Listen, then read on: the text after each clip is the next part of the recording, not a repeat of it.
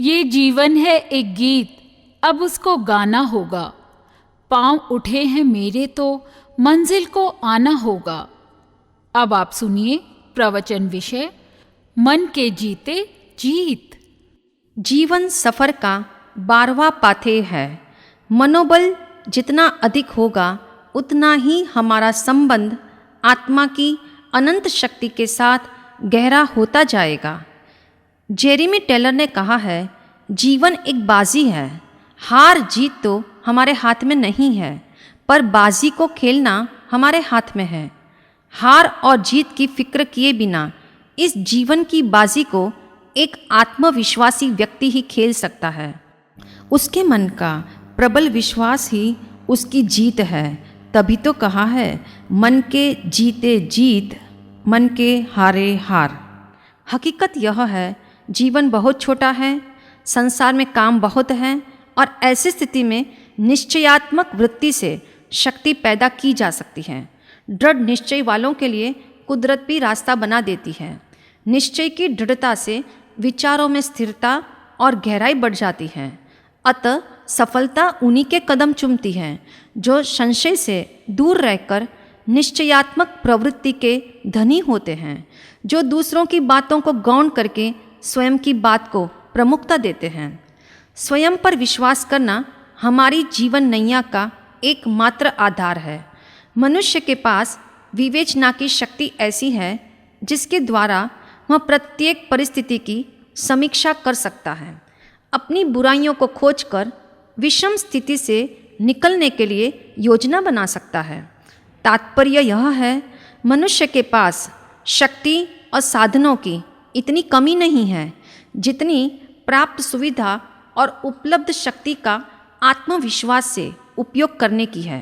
यह आत्मविश्वास जीवन की हर छोटी बड़ी समस्या का समाधान है।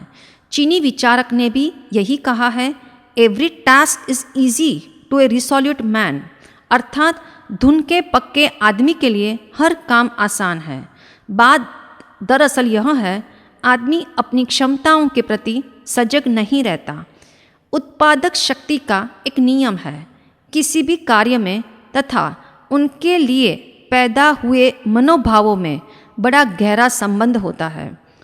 विश्वास का स्रोत मन है और मन में रहने वाली आस्था व्यक्ति को शक्ति देती है।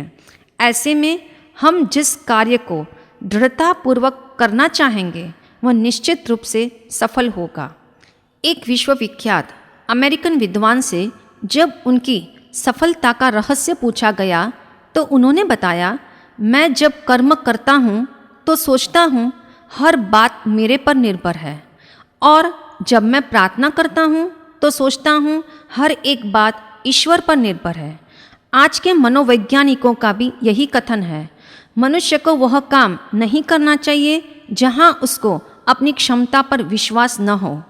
औषधि भी विश्वास से ही फलदायक बनती है। आत्मविश्वास जितना मजबूत होगा उतनी शक्ति दुगुनी और योग्यता चौगुनी हो जाती है। फलस्वरूप एकाग्रता भी बढ़ जाती है। और शायर ने भी इसी हकीकत को एक शेर में ढाला है, काम करने के लिए दिल और उमंग चाहिए, ताकत तो अपने आप आ जाती है। गौतम बुद्ध के जीवन काल का एक सुंदर प्रसंग है। एक बार गौतम बुद्ध भिक्षु संघ के साथ विहार करते हुए शाल्य वन में किसी विशाल वट वृक्ष के नीचे बैठे हुए थे। धर्म चर्चा चल रही थी। एक शिष्य ने जिज्ञासा व्यक्त करते हुए कहा, भंते, कई लोग दुर्बल और साधनहीन होते हुए भी बड़े बड़े असंभव कार्य कर दिखाते हैं, जबकि कितने ही साधन संपन्न और बलवान व्यक्ति उस कार्य को करने में असफल सिद्ध होते हैं। क्या इसमें पूर्वजन्म के पाप अवरोधक है? तब तथागत बुद्ध ने इस प्रश्न के उत्तर में एक कथा सुनाई, जो कथा इस प्रकार है। विराट नगर के राजा सुकीर्ति के पास लोह श्रृंग नामक एक हाथी था। उस पर आरूढ़ होकर राजा ने अनेक युद्धों में विजय प्राप्त की। सारी प्रजा का भी वह हाथी प्रिय पात्र था। उसकी प्रिय पात्रता का कारण यह था कि उसमें अनेक गुण थे। वह बुद्धिमान एवं स्वामी भक्त था। अपने जीवन में उसने बड़ी यशोगाथा प्राप्त की थी।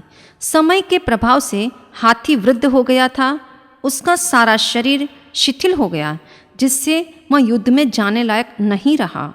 अब उसमें युवावस्था वाला पराक्रम भी नहीं रहा, अतः वह हाथीशाला की शोभा मात्र बनकर रह गया था।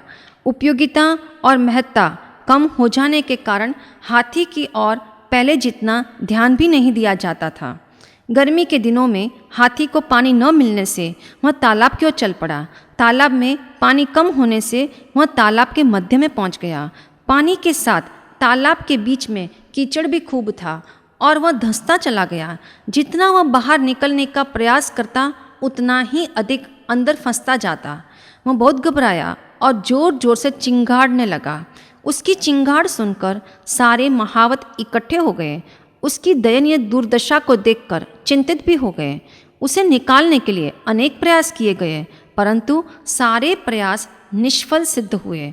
आखिर महावतों ने बड़े बड़े भाले भोंके ताकि जिसकी चुभन से वह अपनी शक्ति को इकट्ठी करके बाहर निकल जाए, परंतु उन भालों ने उसके शरीर को और भी कष्ट पहुंचाया, जिससे उसकी आंखों से आंसू बहने लगे। जब यह समाचार राजमहल में राजा के कानों में पड़े तो वे भी शीघ्र गति से वहां आ पहुंचे। अपने प्रिय हाथी को ऐसी हालत में देखकर राजा की आंखों से आंसू बहने लगे।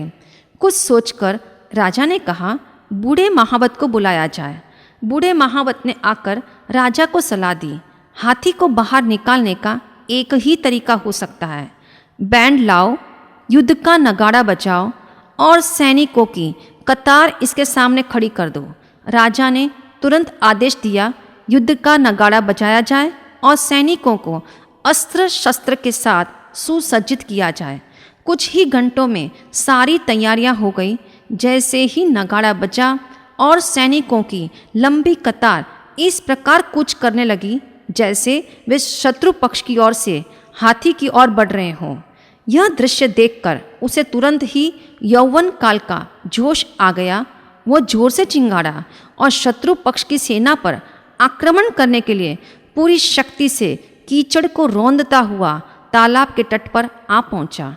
युद्ध के बाजे बजे और वह रुका रह जाए, ऐसा कभी नहीं हुआ था।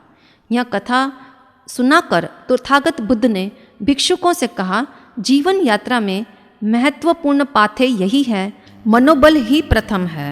आत्मविश्वास जाग उठे तो असहाय और अवश प्राणी भी असंभव होने वाले समस्त कार्य कर दिखाते हैं। जिसका मनोबल जागृत हो गया उसको दुनिया की कोई भी शक्ति रोक नहीं सकती। मनोबल जितना अधिक होगा उतना ही हमारा संबंध आत्मा की अनंत शक्ति के साथ गहरा होता जाएगा।